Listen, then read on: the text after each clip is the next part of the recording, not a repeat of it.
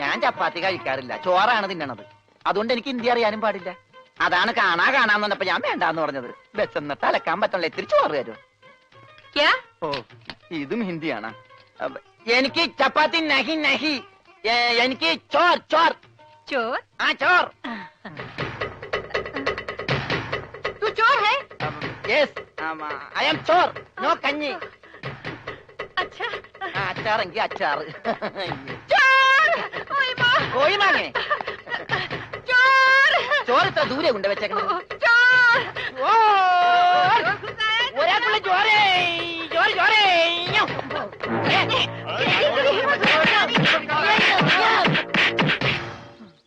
പതുക്കെ. ഇതെന്തൊരു നാടാ? കാണാന്ന് പറഞ്ഞാ ചപ്പാത്തി, ചോറെന്ന് പറഞ്ഞ ഇടി. ഇതെന്താ ഭ്രാന്തന്മാരുടെ വീടാ? വിവരദോഷികള്. ഇതിവിടെ ഇരിപ്പണ്ട. എടാ നീ അറിഞ്ഞാ എന്നാ അടുക്കളയിലിട്ട് ഇടിച്ചടാ?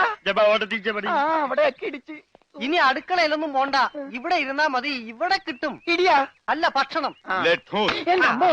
പിന്നെ ഇതെന്ത് പണ്ടാരോട് ഭക്ഷണം? ഇതെങ്ങനെ തിന്നാനാ? ബായി കുറച്ച് ചാറ് തരോ? चार. ചാർ ചാർ. ദേ പിന്നെ ഇടണ്. ഇതെന്താടോ?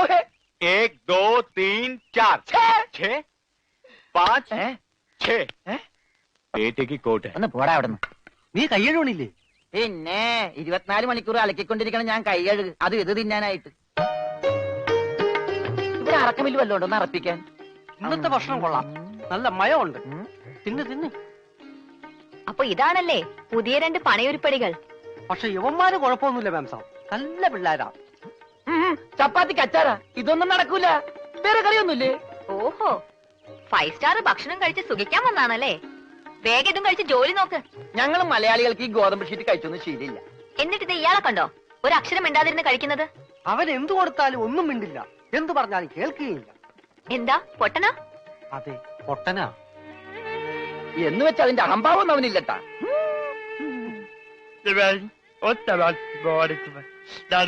തിന്നെടുത്തോടാ.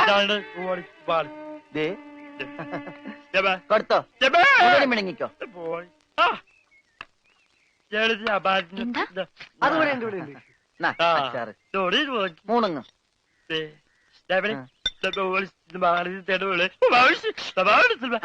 ഹോർലിക്സിൽ ബോൺവിറ്റ അലക്കി കൊടുക്കാൻ.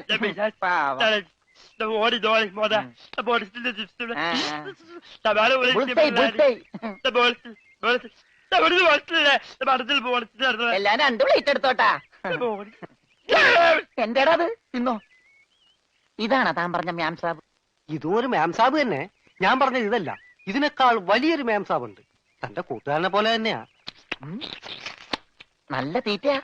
അതല്ല, സംസാരിക്കാൻ കഴിയില്ല, പിന്നെ കാത് കേൾക്കാം.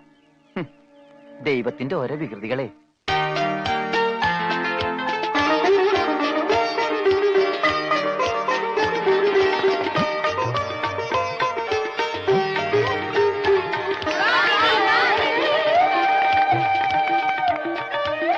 പൂജ ഇങ്ങ് വന്നേ, ഒരു സംഗതി കാണിച്ചു തരാം. വാ, ഒരാളെ ഞാൻ നിനക്ക് കാണിച്ചു തരാം. നീ കാണേണ്ട ആളാ.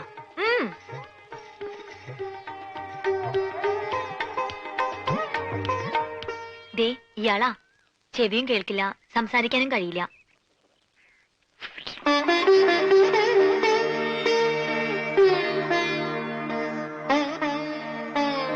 പക്ഷെ കേൾക്കാനും സംസാരിക്കാനും കഴിയുന്ന ആളെ പോലെ തന്നെയാ പെരുമാറ്റം.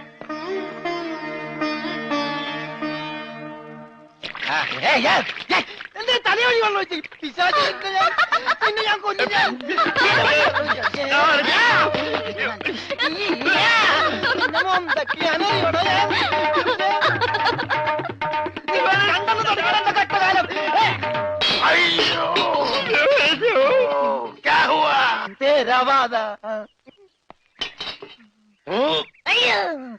ഞാൻ സാബിനെ കണ്ടില്ലായിരുന്നു.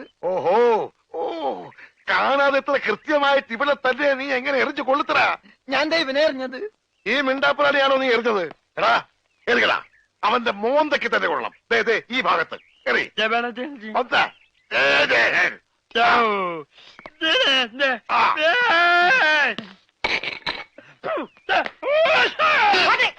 അയ്യോ മാരാ,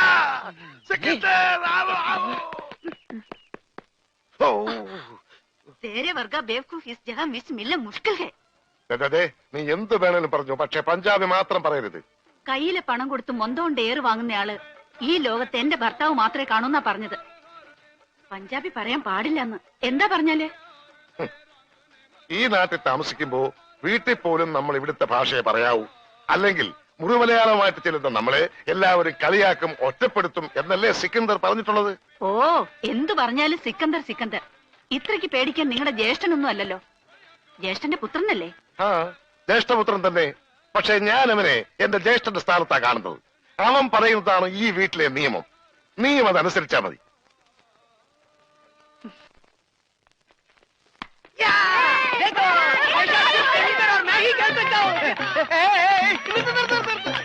ഈ കളി ഇതിനകത്ത് നടക്കൂല. അതിന് ഇതിനകത്ത് കളിച്ചില്ലല്ലോ. ഈ പണ്ടാരം പിടിച്ച കളി ഇവിടെ നടക്കൂലെന്ന്.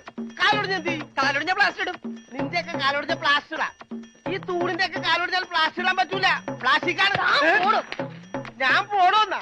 നീ പോടോ. ഈ കാണുന്നതെല്ലാം എന്റെ. എനിക്ക് ഇഷ്ടമുള്ളപ്പോ ഞാനിവിടെ വരും.